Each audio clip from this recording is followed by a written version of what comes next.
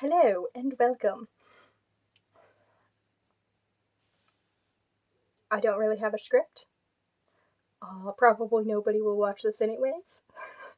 So I'm just gonna be drinking my eggnog and rambling about the books that I enjoyed this year. So let's dive right in. Alright, so first up is Dragonfall, which is about this dragon who falls through a portal back into like the mortal plane into a world where humans worship dragons as gods.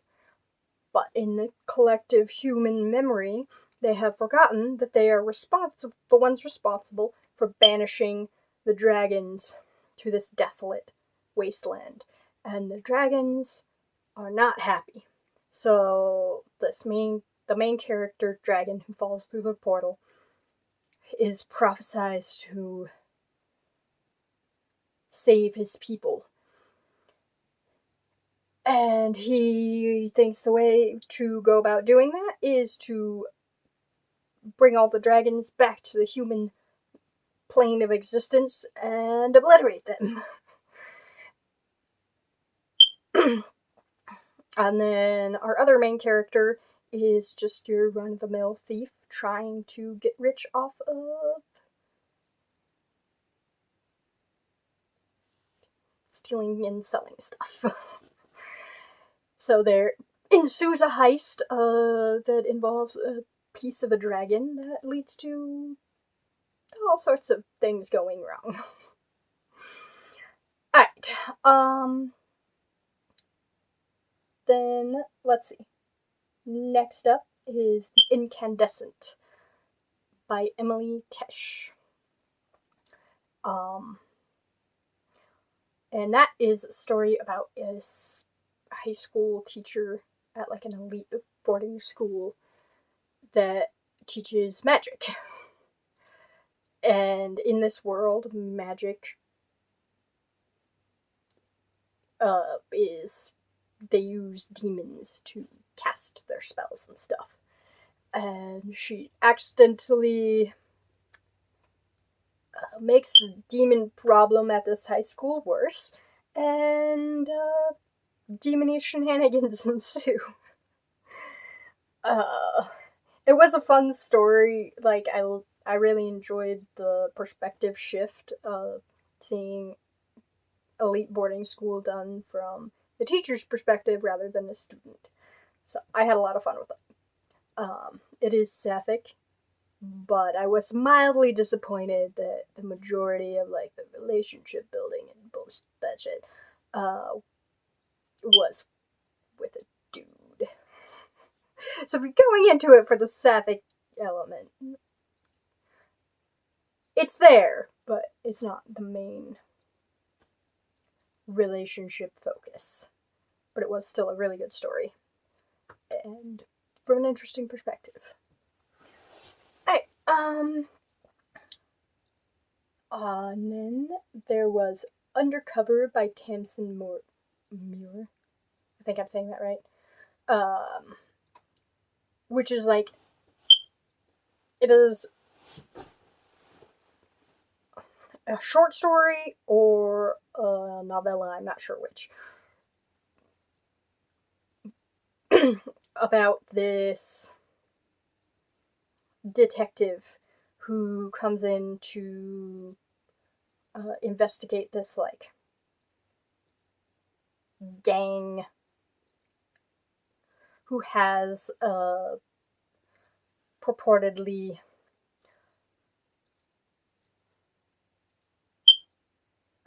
thing they should not have.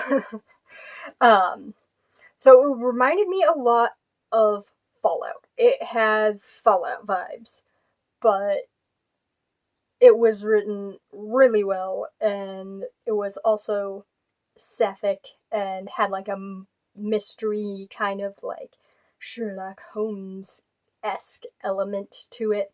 Their main character is a detective, and she's trying to figure out if they actually have the thing that they're not supposed to have. But yeah, it was a fun, quick, well done detective story with Fallout vibes. And I enjoyed it.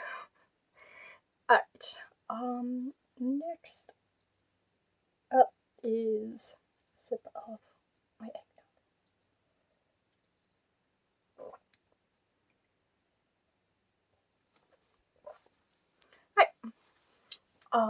Then I also read The Prince and the Dressmaker, which I went into it thinking, oh, this is gonna be a cute queer story about this prince who is a drag queen. And it was so well written. It is one of the best written graphic novels I think I've ever read. And it was an adorable queer story about this prince, and I really enjoyed it. Let's see. And then I read, that was by Jin Wang. So The Prince and the Dressmaker by Jin Wang. And then I read Virelai's Hoard, which was pirate fantasy, and it was a good fantasy adventure, but it didn't do like a lot of fantasy stuff tends to do with pirates, where they kind of like water it down. No, this was still violent and brutal and didn't pull any punches, but then it was also had romance elements and fantasy elements, and it was a good sapphic story, and I just really enjoyed it. I thought it was really well done, and I cannot wait for the next book the next book in the series. So, Virelai's Hoard by Vivien Nash. I think I forgot to mention that. Yeah.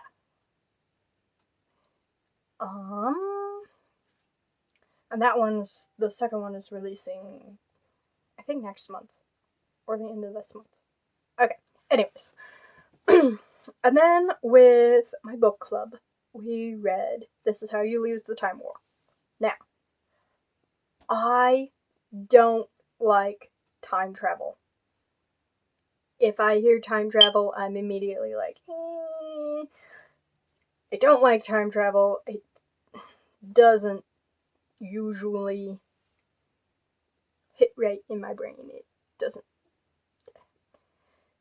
It usually doesn't make sense to me. There's usually something that I'm like, is that how it would work? Because that doesn't seem like that's how that would work.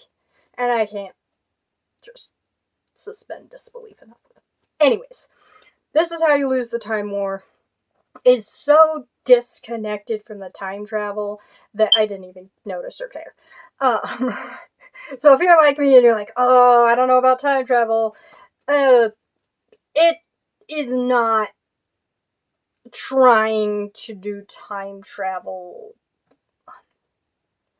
the way most things try to do time travel. It's more of a backdrop for the most yearning, poetic love letters between these two women who are like the military leaders of the opposite sides of this time war. And it is beautiful and so well written and just amazing. It is as amazing as everybody said it was, and I'm glad I finally got around to reading it, because it was so yearning. It was so gay. And I really enjoyed it. And then I finally read Nona the Ninth. I've been putting it off because I knew it was going to wreck me and make me need Elector the Ninth even more, and I was right. But I had waited just the right amount of time. I hit it at the perfect time. So it was nothing like I expected, as is the case with Tamsyn Muir. or however you say your last name. I'm sorry, I'm so bad with names. But it was nothing like what I expected, but it was so good, and I need the next book. Like 5 years ago. I won't go into any further details, because it's the third book in the series, but it was fantastic. Alright, and now for the last book on this list, which is actually the first one from this list, at least, that I finished, and that is Don't Let the Forest In by C.G. Drews, who is an author that I have been following on Instagram for like 8 years, and their captions, everything they write is so good that it made me read their books, which aren't normally genres I would pick up. And Don't Let the Forest In actually has been a driving factor in me reading a lot more, or actually getting into horror. So, yeah, I read Don't Let the Forest In, and it was amazing. Did not disappoint. The writing is beautiful, and it's about this kid whose best friend draws monsters, and they come to life and start killing people. It's Achillean romance, and it's very yearny and also just like beautiful and devastating. And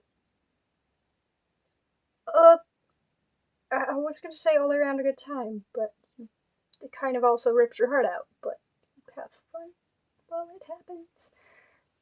An amazing book, and it definitely deserves all of the hype.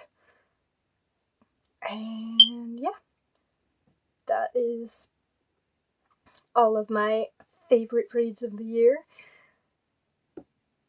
Let me know your favorite reads of 2025 and a couple books that you're excited to get to in the coming year. I hope y'all have a fantastic day, and I will see you in another video. Probably.